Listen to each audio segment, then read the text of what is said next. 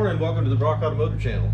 As you can see, we've got a new tool around here today. It's a 2002 Chevy Express 2500 work van that I just bought. We're going to make a service call kind of a truck out of this, where we've got tools and supplies inside that if we get a call, somebody's car won't start at their house, something like that, we can jump in this, have all of our tools ready, and drive right to the place. So let's take a look at it. This part is actually being filmed probably 10 days to 2 weeks after the part you just watched. Because of Christmas and getting busy and whatever else, we didn't have any more time to film that day like I thought I would. So we're just getting back to this video right now. So like I said, I'm going to give you kind of a walk around of the van, show you what we're working with here, and then I'll kind of talk through my process, what we usually do when we get a new to us used vehicle. How we go about looking at everything and deciding what needs fixed and what to do and how to do. So like I said earlier, this is a 2002 Chevy Express 3/4 ton. We didn't really need this heavy duty of a van for what I had planned for it. As I said a few minutes ago in the video, but 2 weeks ago in real life, we're setting this up as kind of a roadside assistance kind of a van with tools, jumper cables, some fluids, a jack, that kind of stuff in the back of it, where you can jump in this. It's already got all the tools in it, take off to their house, help them out. We don't have to load and unload tools or jacks or anything when we need them, and when we don't, all that stuff can just stay in the van. And also another big thing is we can do lots of advertising on this van. Put our logo up here, our name, our phone number, you know, all that kind of stuff. That way as we're driving around, we're still advertising. And thirdly, all the running around we have to do, like errands wise, drop a customer off when they bring their vehicle, stuff like that, we can do in this van, and that will save putting a bunch of miles on my personal vehicles. So that's kind of my plans for this van, or you know, why we got it. I think I got a pretty good deal on it. I paid $1,800 for it. It has 232,000 miles on it. Starts right up, runs and drives, all that good stuff. It's not too bad body-wise. There's a few rust spots on it. I think the rockers, yeah, this rocker's rusty. It's got a few blemishes in it, like this bubbled up rust spot here. Underneath, it's in really good shape frame-wise, and everything underneath, there's no rust at all. So I'm okay with that. It's just a work van. It's not like we're going to be putting this thing in shows or whatever else. As long as it runs and drives under this van, pretty good shape. The floors and the frame and all that kind of stuff is in really good shape. Somebody's been into the exhaust up here. They've done a fine job of fixing that up. As you can see, it barely hangs down. You really can't even tell that somebody's been into it. Did some fine welding on it there that you can see. Whoever they were certainly a welder. The guy that I bought this van from, he hadn't owned it long. He bought it at an estate auction with the intent of just flipping it. I don't know what he paid for it, but he bought the van. The story was told that when he bought it at the estate auction, that the transmission had been either rebuilt or replaced. That's why the exhaust looks like it does. They had to cut the exhaust in order to get the transmission in and out. Once they had replaced the transmission, they just kind of scabbed the exhaust back together. It leaks, as you might imagine. But again, you know, rust-wise, floor-wise, this thing's in great shape. The rockers are gone, but that's not that big of a deal, especially for a work van. All right, everybody. I'm sorry if this video seems kind of broken up or doesn't flow real well. I'm here by myself today. It's a normal work day, but I'm here by myself, so I'm trying to film this video, answer the phones, help customers work on cars, come back, film a little bit more. So, you know, things are getting to where it's kind of hard to make it nice and smooth when you have so many stops and starts and all that in it. Anyway, as I said earlier, this is a 3/4 ton van, 350, 5.7 liter V8. I believe 2002 was the last year that GM made the 350. I could be wrong about that, but that is right around the time when they were switching over to the LS series with the 5.3, 6 liter and the 4.8 liter. So either way, this van has a 350. Transmission is a 4L80E. It's the heavier duty version of the automatics that they put in, you know, light duty trucks and vans. 8 lug axles. The GVW on this thing's like 8,600 pounds. So it's basically a, you know, regular 3/4 ton pickup truck, but just has a van body on it. I don't really need that for what I have planned with it. As far as the, you know, payload capacity and the towing capacity and all that, I don't plan on putting that much weight in it. Tool wise, we've got most of what we're going to have in there now. Maybe another, you know, 100, 200 pounds of hand tools and things like that. But it's what was available. It was, you know, pretty good deal money-wise. It runs and drives good. So, I've put probably 400-ish miles on this van since the beginning part of this video, since that was filmed. Runs and drives good. We still need to kind of give it a good look over. But, you know, so far I'm pretty impressed with it. It's not awful, you know. You can tell it was used as a work vehicle. I did clean it out already. It had, you know, a bunch of trash, empty pop bottles and cigarette wrappers and whatever laying in the floor. Cleaned all that up. It had goo all over the dash that we kind of wiped up. It could still use another good cleaning, but overall, pretty good shape. The seats, passenger seat, you can tell wasn't sat in a whole lot. The driver's seat, you know, from getting in and out, it's kind of tore over here on the corner. We'll see that in a minute. The back of the van had some random plywood in it and dirt, screws. It's what we got. I don't plan to pull a trailer or anything with it, but if we ever need to, you know, we've got it.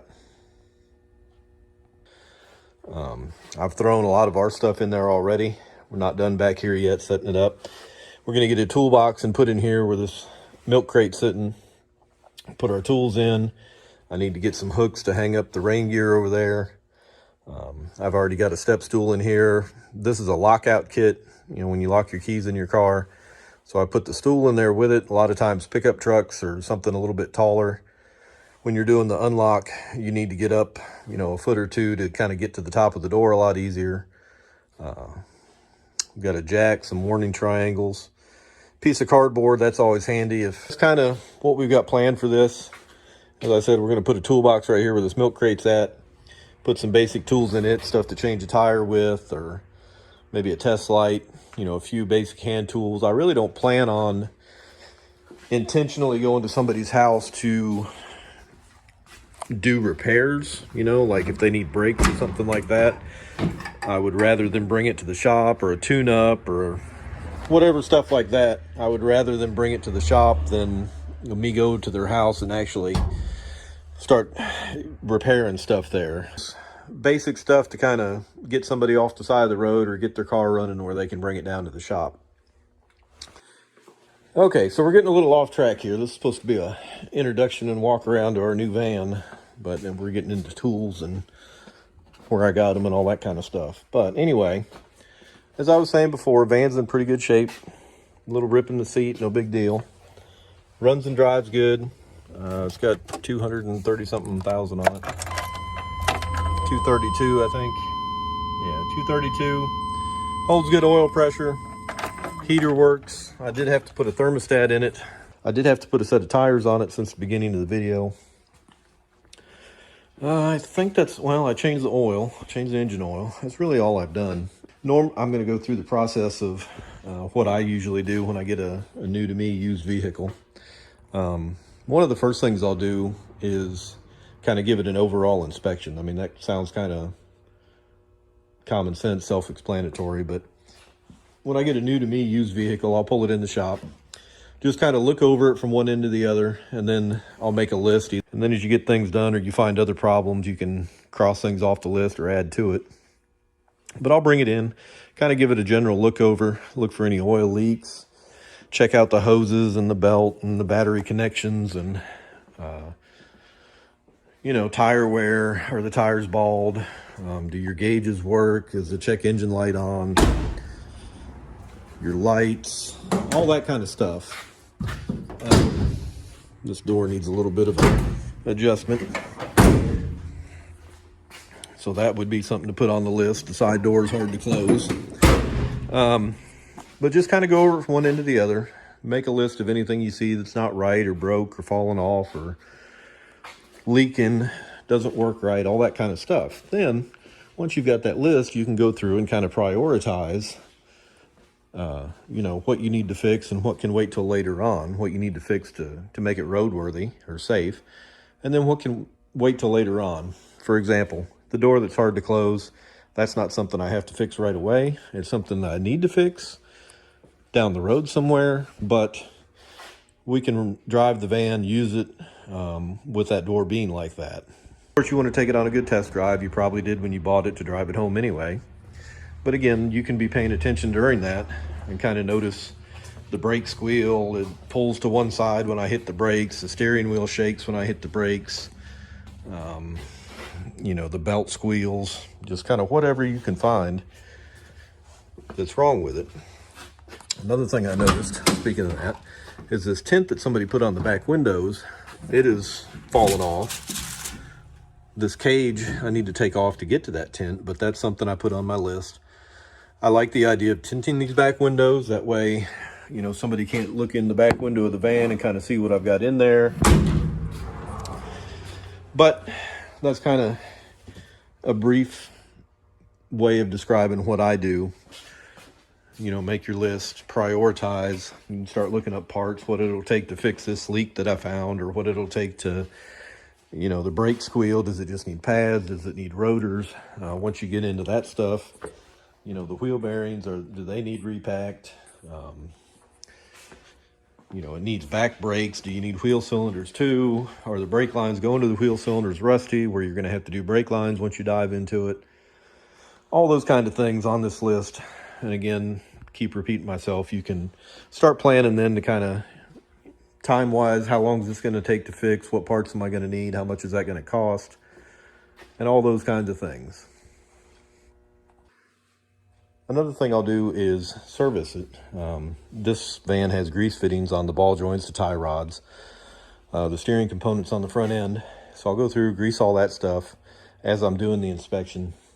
Change engine oil. Who knows when the last time it was changed, what they used, all that kind of stuff. Some people don't do maintenance until something breaks. They'll change the oil when they think of it, every 9,000 miles or whatever. So that's why I say I'll go through, change the engine oil, see what the transmission oil looks like. If it's filthy, then we'll go ahead and service that. This transmission oil looked fine because, again, they just had the transmission out.